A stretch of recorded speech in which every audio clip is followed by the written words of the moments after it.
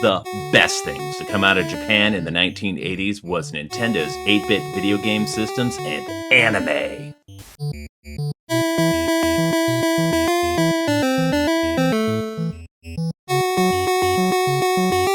8-bit joystick.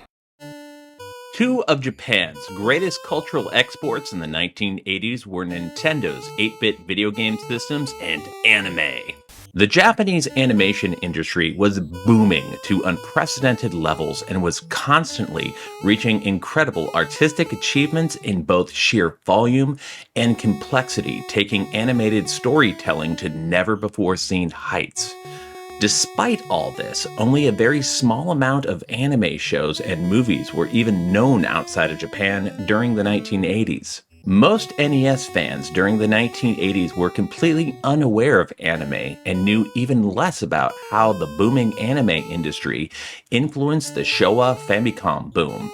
I was an American anime fan from back when almost no one knew about anime, before it was a big deal in international nerd culture. And I have my barely watchable Amiga video toaster made Studio Ghibli fan subs on 20th generation VHS to prove it. In this video, I'm going to share anime series from the 1980s that I would heavily recommend that you check out, and I'm also going to be going over many of the licensed Nintendo Famicom games based on some of them. Some of them are a lot of fun, and some of them clearly required the popularity of the licensed anime. Now, onto the games. Super Dimensional Fortress Macross. Super Dimensional Fortress Macross was a very popular anime TV series from late 1982 to mid-1983. It was a synergistic combination of sci-fi drama with a compelling love story, giant transformable robots, and catchy, well-done idle music. Sadly, the original Japanese version of Super Dimensional Fortress Macross has been out of publication and streaming in the West for a very long time, and I hope that this changes soon. It's supposed to, but they haven't announced any disc releases yet. I'll share my opinions about Robotech later on in the anime hot takes section of this video.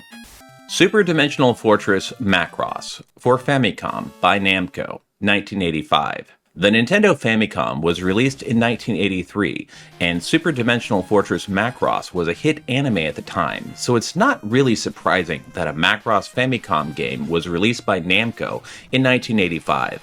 It is a short, sweet, simple, but really fun game, and it stars Hikaru in a Valkyrie fighter setting off to fight the Zentradi forces as they attack the Macross.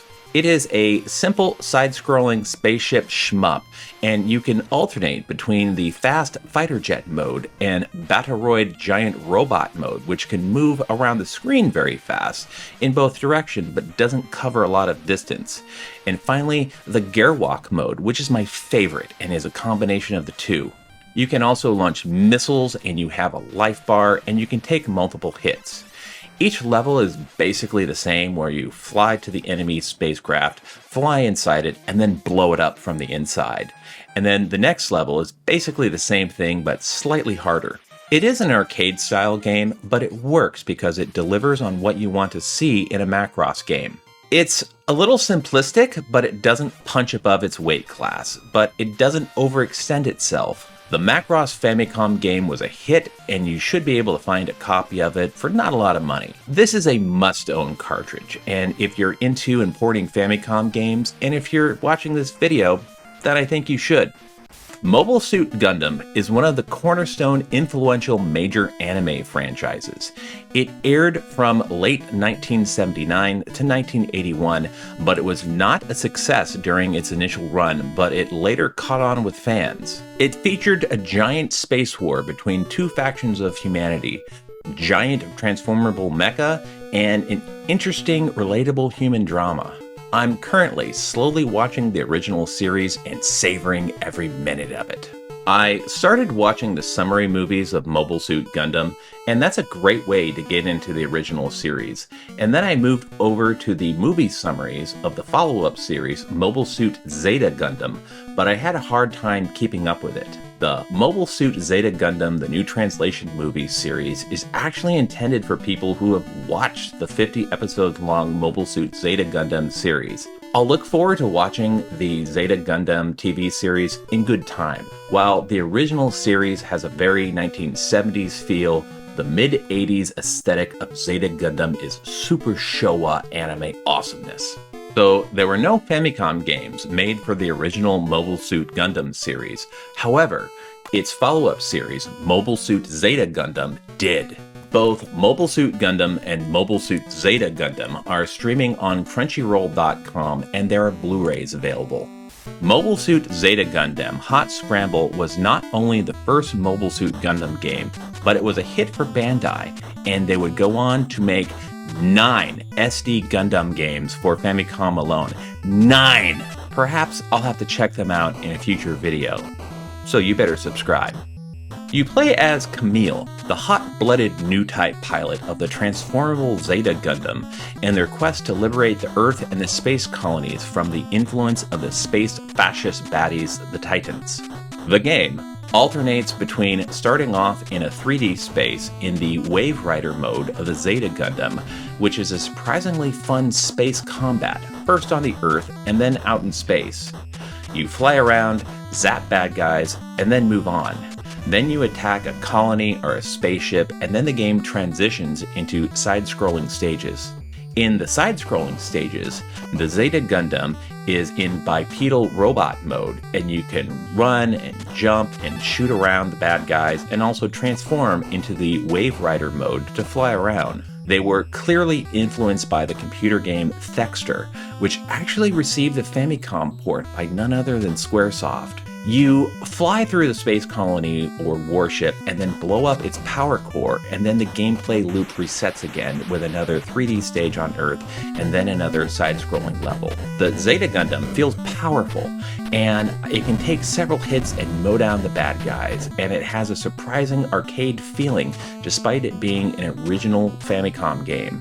The music is great, and the graphics are bright and technically impressive for Famicom games of this era, and it has a huge dose of retro gaming nostalgia for Japanese fans. The game's intro is surprisingly in English, and the game is super accessible for Western audiences, and there's no Japanese text. Mobile Suit Gundam Hot Scramble even got a Famicom Mini release on the Game Boy Advance Famicom Mini line, which then became the NES Classic series for the Game Boy Advance in the West. However, this one stayed in Japan. Mobile Suit Zeta Gundam Hot Scramble for the Famicom was a hit, and you can actually pick up a Japanese copy of it for about $3 or so. Make Quattro Vagina Senpai proud and get yourself a copy. P.S. He totally is not Char Aznavour.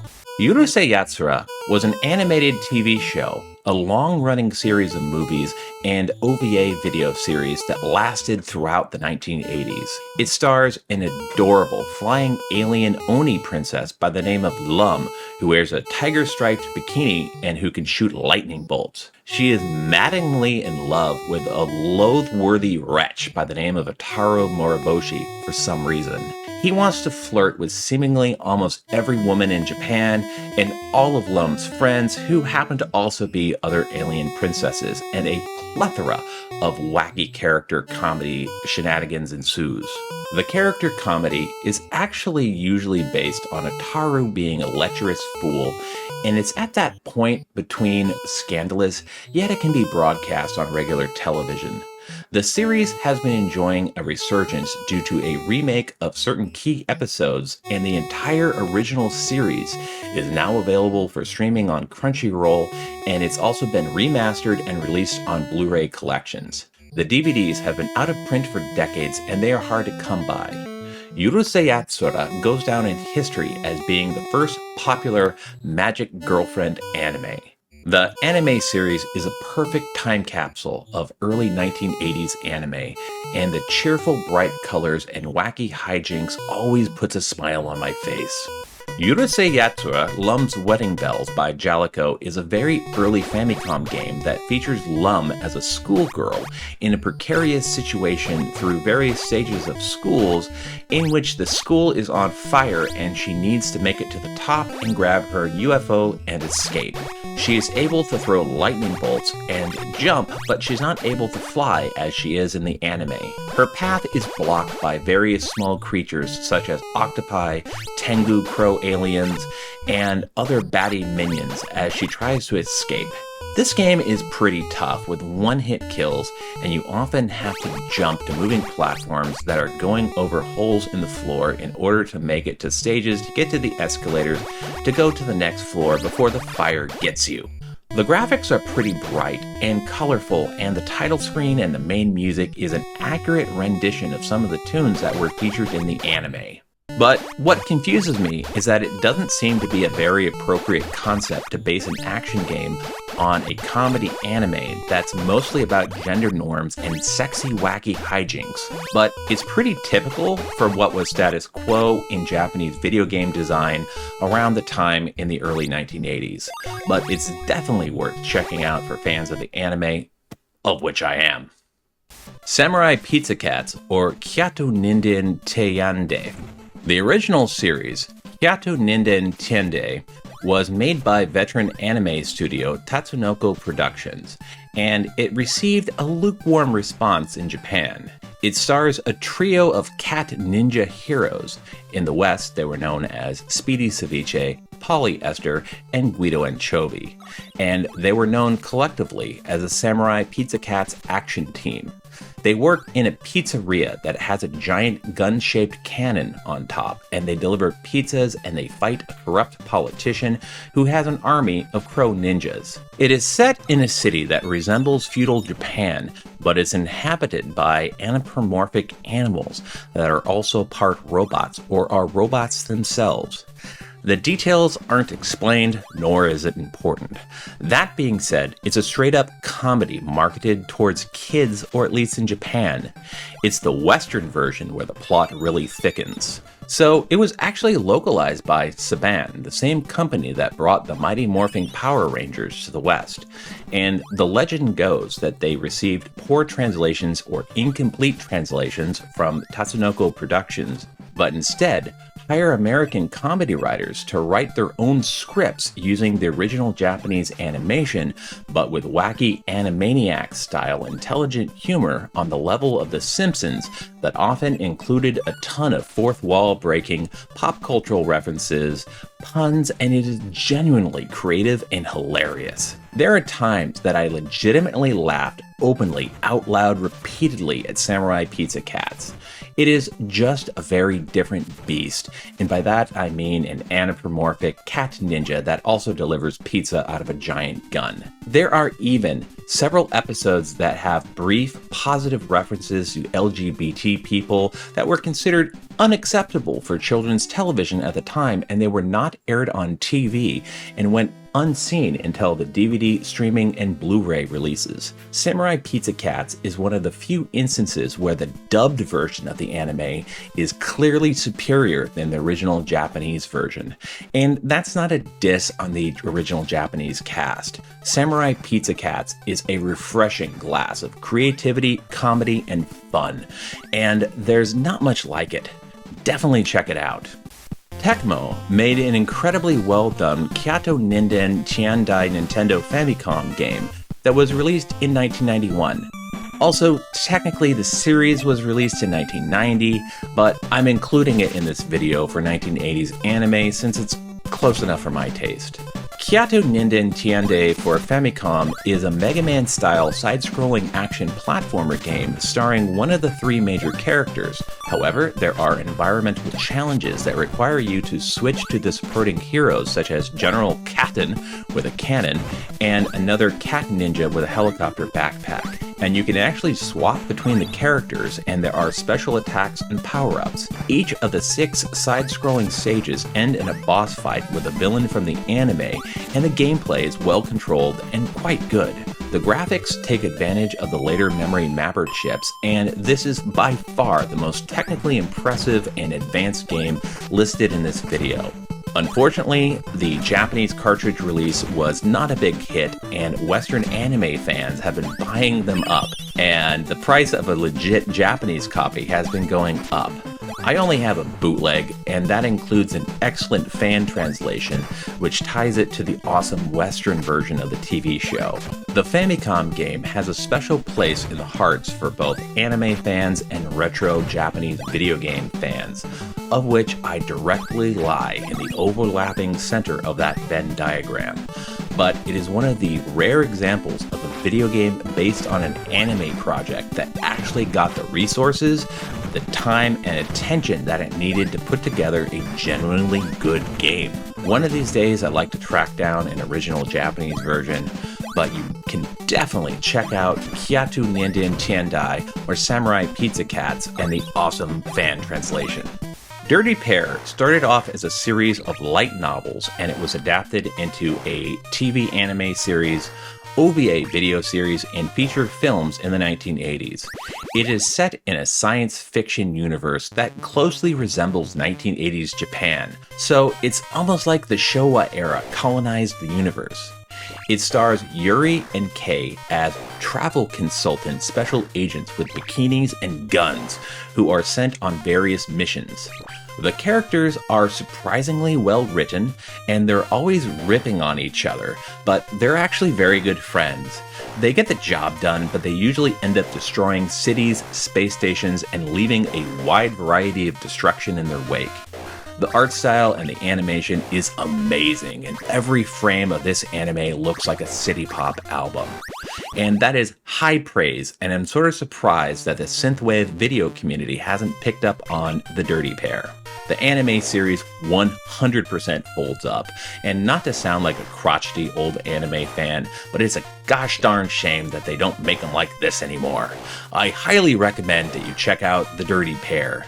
The anime series is very enjoyable and accessible to new fans, and that's good because the Famicom Disk System game is definitely not. Dirty Pair Project Eden for the Famicom Disk System was released in 1987, and it is a rushed, cheap tie-in game to the first Dirty Pair movie of the same name. Part of the movie involves our heroes investigating a planet overrun by H.R. Giger-like alien monsters.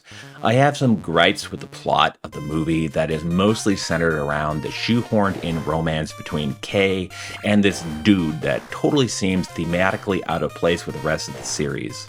So, the game is a straightforward side-scrolling left-to-right platforming action game where you walk to the right and shoot as many bad guys as you can, and then you run into Yuri in a flying speeder and you both get in there and attack the bad guys together. There's a decent concept, but the problem is with the execution. The game is brutally difficult with frustrating controls, and many of the constant alien attackers come at you at a phenomenal barrage, and there are a ton of one-hit deaths.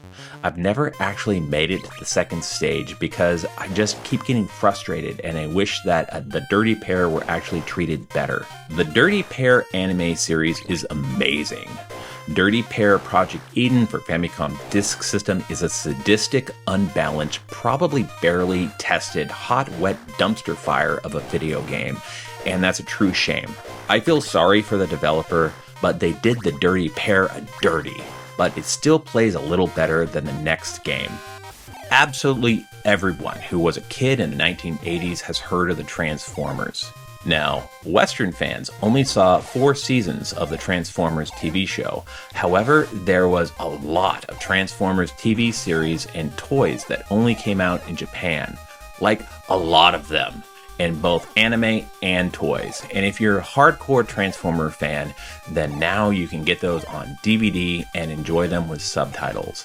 Transformers Mystery of Convoy for Famicom, and Transformers The Headmasters for Famicom Disk System. There were 2 Transformers games cranked out by developer ISCO.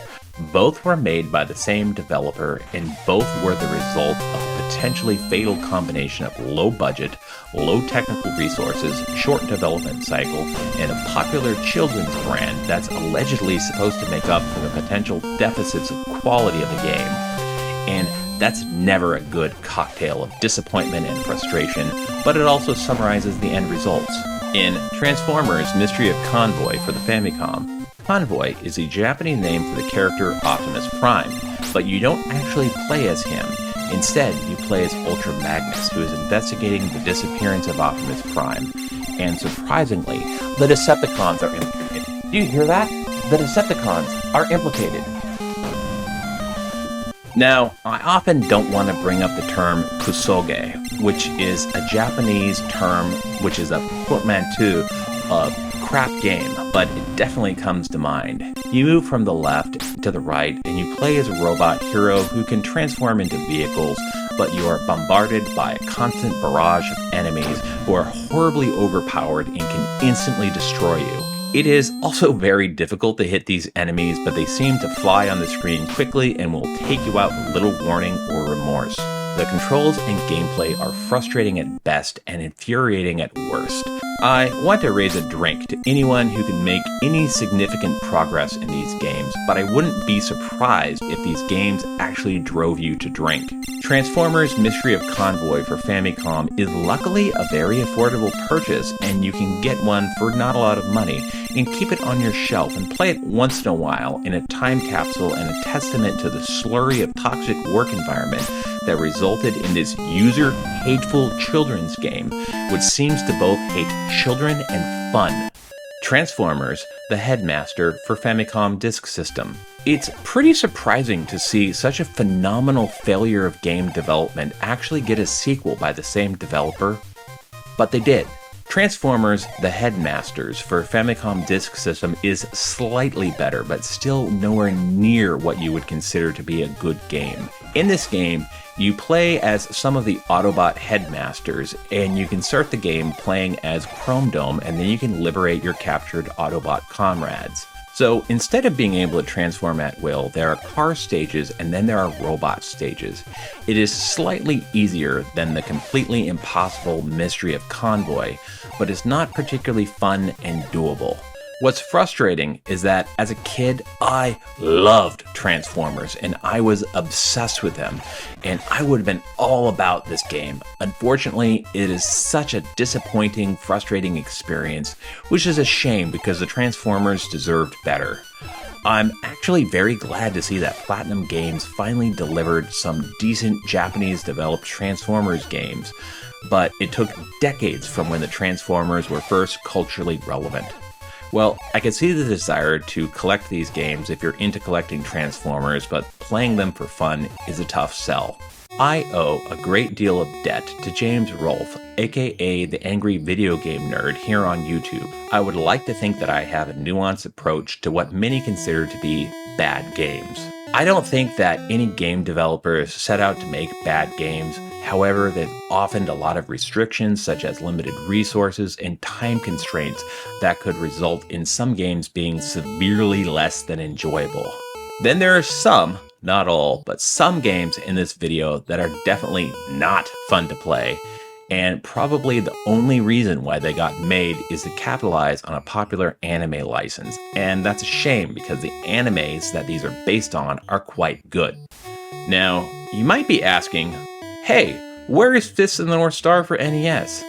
I'm saving that anime for a future video where I talk about licensed anime games on Sega 8-bit and Sega 16-bit games.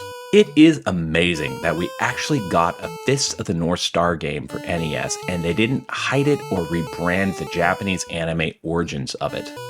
I would like to end this video with a series of anime hot takes. Ataru is a bastard, and Lum is best girl who must be protected. Hand-drawn 2D mecha is better than anything made with 3D software. Char Aznavour was a real hero of the Mobile Suit Gundam series, despite being the villain.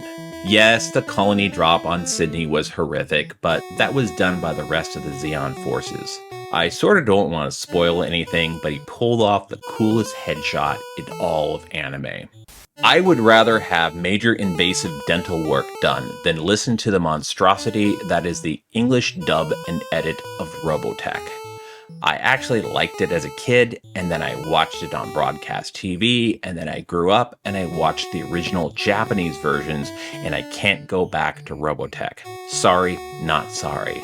I like Carl Mayak for bringing anime to Western audiences, but I also loathe them for the restrictive licensing agreement which kept the original Japanese version of Macross, Genesis Climber Mespida out of regular publication. And finally, anime peaked on January 7th, 1989, when the Showa era ended and the Heisei era began. 90s anime is awesome, but it is on the decline of the mountain peak. There's just nothing like hand-drawn anime that was drawn on paper, inked and painted on actual celluloid cells, and the end of the Showa era, the bursting of the Japanese economic expansion bubble, ended a phenomenal golden age of creativity that forever changed anime. And that is a hill that I'm willing to die on. My kitty Guy here wanted to let you know that we make awesome videos like this each week, so make sure that you are subscribed to this channel so you don't miss them. This is 8-Bit Joystick. Stay awesome. Play retro.